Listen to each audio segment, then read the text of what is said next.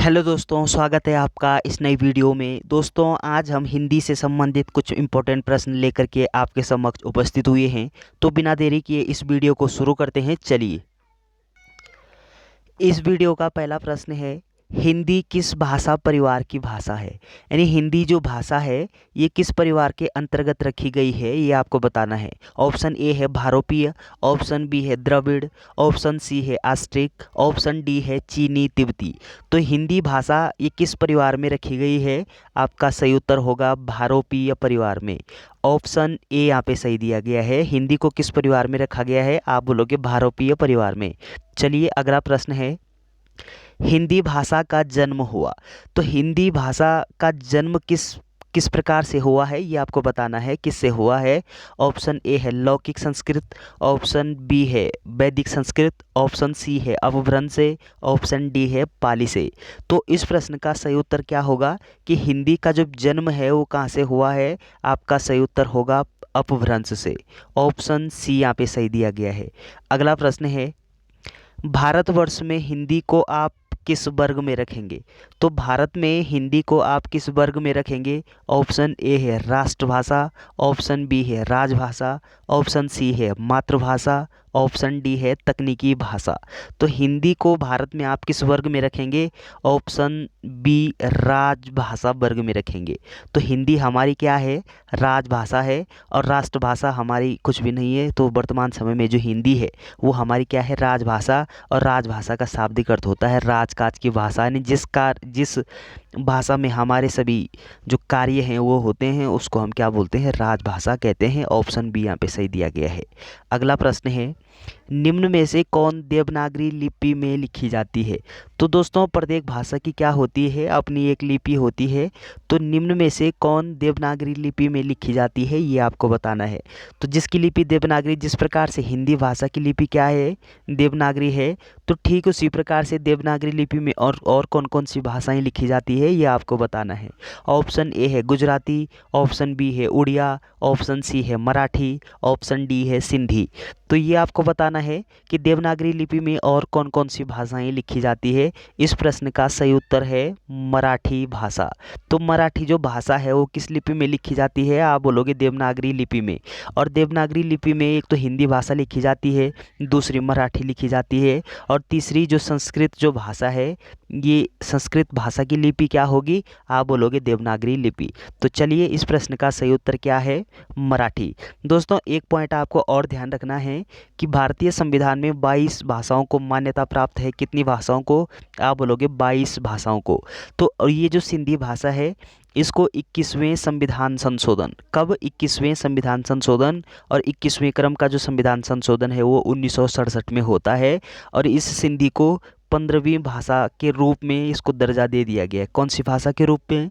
15वीं भाषा के रूप में इसको संविधान में जोड़ा गया है। तो आप ध्यान रखेंगे। चलिए, अगला प्रश्न है, दक्षिण भारत हिंदी प्रचार सभा का मुख्यालय स्थित है।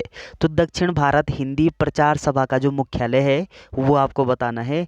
तो ऑप्शन ए है हैदराबाद, ऑप्शन बी है बंगलोर, ऑप्शन सी है चेन्नई, ऑप्शन डी है मैसूर। तो दक्षिण भारत हिंदी प्रचार सभा का जो मुख्यालय है ये आपको बताना है। इसका सही उत्तर है चेन्नई। ऑप्शन सी यहाँ पे सही दिया गया है। और चेन्नई के किस जगह है? तो आप ध्यान रखोगे मद्रास में। कहाँ पे होगा? मद्रास, चेन्नई में क्या है कि दक्षिण भारत हिंदी प्रचार सभा का मुख्यालय स्थित है। तो इसका ऑप्शन सी यहाँ सही दिया गया है। चलिए, अगला प्रश्न है, संविधान के अनुच्छेद 351 में वर्णन है। तो दोस्तों, जब हम हिंदी के संदर्भ में बात करते हैं तो अनुच्छेद 343 से लेकर के अनुच्छेद 351 तक हिंदी भाषा यानी राजभाषा के संदर्भ में कही गई है संविधान में। तो ऑप्शन आपको बताना है कि अनुच्छेद 391 में किस चीज़ का अनुच्छेद 351 में किसका उल्लेख है? आपका सही उत्तर क्या होगा? ऑप्शन ए है संघ की भाषा, ऑप्शन बी है उच्चतम न्यायालय की भाषा, ऑप्शन सी है पत्राचार की भाषा, ऑप्शन डी है हिंदी के विकास के लिए निर्देश। तो इस प्रश्न का सही उत्तर क्या होगा कि हिंदी विकास के लिए निर्देश दिए गए हैं किस अनुच्छेद में? आप बोलोगे अनुच्छेद 351 में। तो ऑप्शन डी यहाँ पे सही दिया गया है। जबकि संघ की राजभाषा हिंदी होगी, ऐसा जो उल्लेख है, ऐसा वर्णन संविधान के अनुच्छेद 343 में किया गया है। तो 343 में क्या है? संघ की राजभाषा हिंदी होगी और इसकी लिपि क्या होगी? देवनागरी होगी। तो चलिए दोस्तों, आपका सही उत्तर क्या होना चाहिए यहाँ पे कि हिंदी भाषा के लिए विकास के निर्देश दिए गए हैं अनुच्छेद 351 में। ऑप्शन डी यहाँ सही दिया गया है। अगला प्रश्न है, हिंदी की आदि जननी है। तो हिंदी की आदि जननी किसको माना जाता है? ऑप्शन ए है पाली को, ऑप्शन बी प्राकृत को, ऑप्शन सी है अपभ्रंश को, ऑप्शन डी है संस्कृत को। तो हिंदी की आदि जननी किसको मानते हैं? आपका सही उत्तर होगा संस्कृत भाषा को। तो सभी भाषाओं की जो उत्पत्ति, या फिर हम कहें हिंदी भाषा की जो उत्पत्ति है, वो मेन रूप से किससे हुई है? संस्कृत से हुई है, इसलिए इसको जननी के रूप में भी जाना जाता है। तो चलिए, आपका सही उत्तर ऑप्शन डी यहाँ सही दिया गया है। अगला प्रश्न है, संविधान की 8वीं अनुसूची में शामिल भाषाओं की संख्या है। तो दोस्तों, संविधान की जो 8वीं अनुसूची है, उस 8वीं अनुसूची में 22 भाषाओं को मान्यता प्रदान की गई है। आपका सही उत्तर क्या होना चाहिए? ऑप्शन डी यहाँ पे सही दिया गया है, 22 भाषाओं को। और इन 22 भाषाओं में से 14 जो भाषाएं थी वो मूल संविधान में जोड़ी गई थी, लेकिन 15वीं जो भाषा है उसको सिंधी को जोड़ा गया है। कब? आप बोलोगे 21वें संविधान संशोधन 1967 में। 21वें क्रम का संविधान में क्या होता है? संशोधन होता है, और 1967 में होता है, और सिंधी को 15वीं भाषा के रूप में जोड़ दी जाती है। तो आपका सही उत्तर क्या होगा कि वर्तमान समय में कितनी भाषाएं हैं? 22 भाषाएं। अगला प्रश्न है, वर्तमान हिंदी का प्रचलित रूप है। तो वर्तमान हिंदी का प्रचलित रूप क्या होगा? ऑप्शन ए है अवधी, ऑप्शन बी है ब्रजभाषा, ऑप्शन सी है खड़ी बोली, ऑप्शन डी है देवनागरी। तो इस प्रश्न का सही उत्तर क्या होगा कि वर्तमान हिंदी का जो प्रचलित रूप है वो क्या होता है? खड़ी बोली होती है। ऑप्शन सी यहाँ पे सही दिया गया है। अगला प्रश्न है, हिंदी को राजभाषा बनाने का निर्णय लिया गया है। तो हिंदी को राजभाषा बनाने का निर्णय कब लिया गया है, ये आपको बताना है। ऑप्शन ए है 15 अगस्त 1947 को, ऑप्शन बी है 26 जनवरी 1950 को, ऑप्शन सी है 14 सितंबर 1949 को, ऑप्शन डी है 14 सितंबर 1950 को। तो हिंदी को राजभाषा बनाने का जो निर्णय है वो कब लिया गया है, ये आपको बताना है। तो इस प्रश्न का सही उत्तर है 14 सितंबर 1949 को हिंदी को राजभाषा बनाने का निर्णय लिया गया है। ऑप्शन सी यहाँ पे सही दिया गया है। अगला प्रश्न है, हिंदी पत्रकारिता दिवस मनाया जाता है। तो हिंदी पत्रकारिता दिवस कब मनाया जाता है, ये आपको बताना है। ऑप्शन ए है 14 सितंबर को, ऑप्शन बी है 10 जनवरी को, ऑप्शन सी है 30 मई को, ऑप्शन डी है उपरोक्त सभी। तो आपको बताना है कि हिंदी पत्रकारिता दिवस कब मनाते हैं। आपका सही उत्तर होगा 30 मई को। तो 30 मई को क्या मनाया जाता है? हिंदी पत्रकारिता दिवस। और 14 सितंबर को क्या मनाया जाता है? आपको ध्यान रखना है, राष्ट्रीय हिंदी दिवस। 14 सितंबर को मनाया जाता है राष्ट्रीय हिंदी दिवस, और 10 जनवरी को मनाया जाता है विश्व हिंदी दिवस, और 30 मई को कौन सा दिवस मनाया जाता है? आप बोलोगे हिंदी पत्रकारिता दिवस। तो ऑप्शन सी यहाँ पे सही दिया गया है। अगला प्रश्न है, दूसरा विश्व हिंदी सम्मेलन किस वर्ष हुआ?